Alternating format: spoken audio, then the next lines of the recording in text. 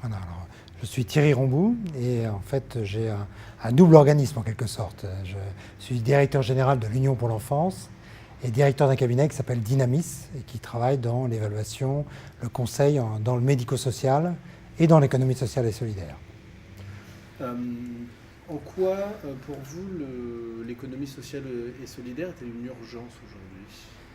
Alors pour compléter un peu ma présentation tout de suite sur l'Union française pour le sauvetage de l'enfance ou l'Union pour l'enfance, qui est un groupe d'associations, on est confronté, nous, dans cette association-là, à des phénomènes de restrictions budgétaires, notamment par une politique de convergence budgétaire en politique sociale, et notamment dans tout ce qui touche à l'exclusion, puisqu'on accueille des mamans et des enfants en situation de rue, et des enfants qui sont placés par l'aide sociale à l'enfance, et des enfants qui risquent d'être placés par l'aide sociale à l'enfance.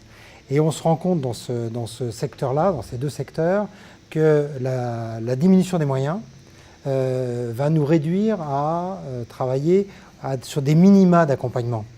Et des minima d'accompagnement qui ne sont pas suffisants, en tout cas quand on regarde l'ambition associative qui est la nôtre, pour produire une qualité de service auprès des personnes qui nous sont confiées.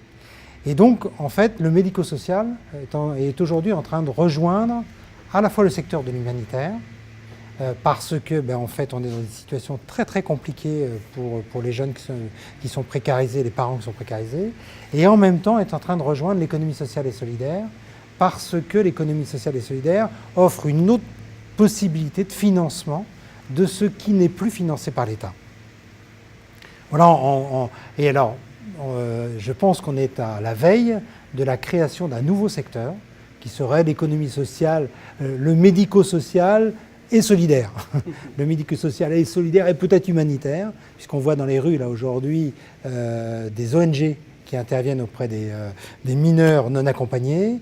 Et nous, on a eu une expérience tout dernièrement de créer un restaurant apprenant sur Angers pour des jeunes qui ne rentrent plus dans le système scolaire, qui sont à la limite à la rue et pour lesquels on va intervenir par une opération une activité marchande, et cette activité marchande va leur permettre de raccrocher par une production, et cette production paye leur formation, ce qui n'est pas dans la logique des choses antérieures, et qui devient une logique ordinaire aujourd'hui. Là, on est dans le médico-social, solidaire, humanitaire. Voilà. Est-ce que vous auriez un mot à rajouter sur l'ESS?